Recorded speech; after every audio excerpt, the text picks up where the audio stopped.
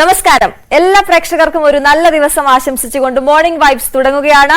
17 വർഷത്തിന് ശേഷം India T20 ലോകകപ്പ് കിരീടം നേടിയ രാത്രിയാണ് കടന്നുപോയത്. ബാർബഡോസിലെ കെൻസിംഗ്ടൺ ഓവലിൽ ദക്ഷിണാഫ്രിക്കയെ തകർത്തത് 7 വിക്കറ്റിനാണ്.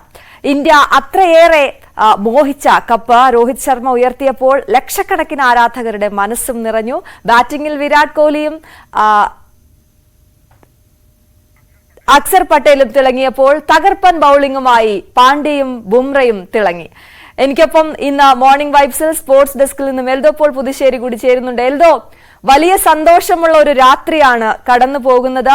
പ്രത്യേകിച്ച് ഇന്ത്യ അത്രയേറെ ആഗ്രഹിച്ച ഒരു കപ്പ് അത് നമ്മളിലേക്ക് എത്തുമ്പോൾ എത്രത്തോളം ആവേശത്തിലായിരുന്നു. പ്രത്യേകിച്ച് ഇന്നലത്തെ കളിയുടെ കാര്യം പറയുമ്പോൾ അവസാന ബൗൾ വരെയും ഉദ്വേഗം നിറഞ്ഞ ഒരു കളിയായിരുന്നു.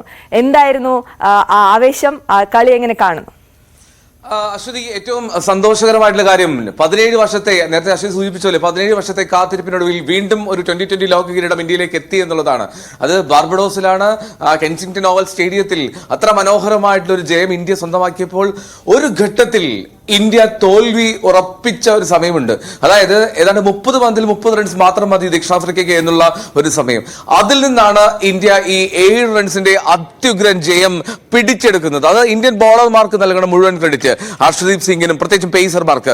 ഈ സ്പിന്നർമാർ പൂർണ്ണമായും പരാജയപ്പെട്ട ഒരു ദിവസത്തിലാണ് ഹർഷദീപ് സിംഗും ജസ്പ്രീത് ബുംറയും ഹാർദിക് പാണ്ഡ്യയും ചേർന്ന് ദക്ഷിണാഫ്രിക്കയുടെ കയ്യിൽ നിന്ന് ആ വിജയം ഇങ്ങനെ തട്ടിയെടുക്കുകയായിരുന്നു. ആ കിരീടം അത് ദക്ഷിണാഫ്രിക്കയിലേക്ക്, ജോഹനാസ്ബർഗിലേക്ക് പോകുമെന്ന് കരുതിയ സമയത്ത് നിന്നാണ് അത് വീണ്ടുമല്ല, ഈ കിരീടം നമുക്കുള്ളതാണ് എന്ന് ഉറപ്പിച്ച് ഒരിക്കലും ഈ ടീം അവരൊരു കോൺഫിഡൻസ് നഷ്ടമാക്കിയില്ല എന്നതാണ്. ജയിക്കാൻ പറ്റും എന്നുള്ള ഒരു ആത്മവിശ്വാസം അവർ തുടരെ പ്രകടമാക്കുന്നുണ്ടായിരുന്നു. അതാണ് ഏറ്റവും സന്തോഷകരമായിട്ടുള്ള കാര്യം. എന്താണെങ്കിലും അങ്ങനെ ലോക കിരീടം വീണ്ടും ഇന്ത്യയിലേക്ക് എത്തി എന്നുള്ളതാണ് ഏറ്റവും പ്രധാനപ്പെട്ട കാര്യം.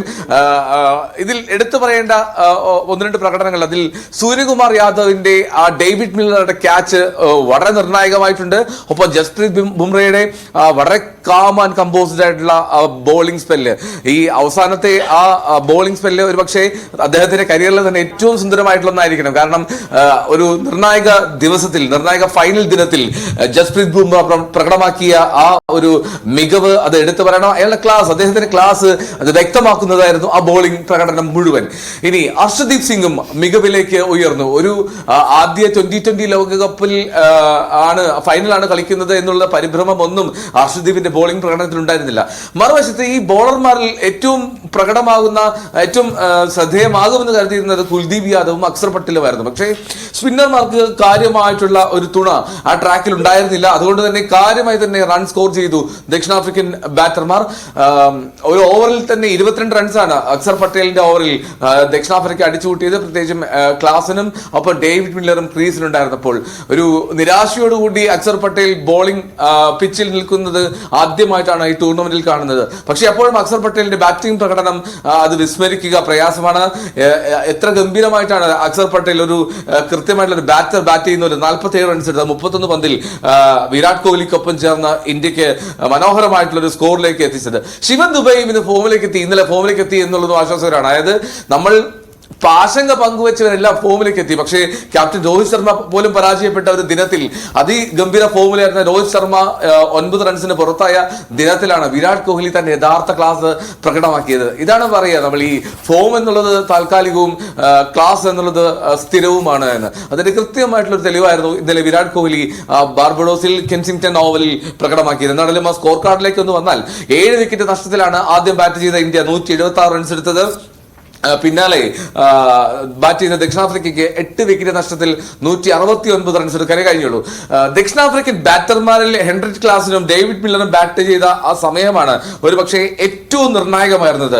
ആ ഹെൻറിച്ച് ക്ലാസിൻ ഹാർദിക് പാണ്ഡ്യയുടെ ഒരു ഓഫ് സ്റ്റംപിന് വെളിയിലൂടെ പോയ പന്തിൽ എന്താ പറയുക, ഏങ്ങി വലിഞ്ഞ് ബാറ്റുരസി വിക്കറ്റ് കീപ്പർക്ക് ക്യാച്ച് നൽകി എന്നൊക്കെ പറയാം. അത് ഒരുപക്ഷെ ക്ലാസൻ വിസ്മരിക്കാൻ ആഗ്രഹിക്കുന്ന ഒരു ഷോട്ടായിരിക്കും ആയിരിക്കും. അതായത് ഒരിക്കലും അദ്ദേഹത്തിന്റെ കരിയറിൽ ഓർത്തു വെക്കില്ല. കാരണം ഒരു ടീമിനെ ലോകകപ്പിൽ നിന്നും അകറ്റി നിർത്തിയ ഒരു ഷോട്ട് എന്ന് വേണം പറയാൻ.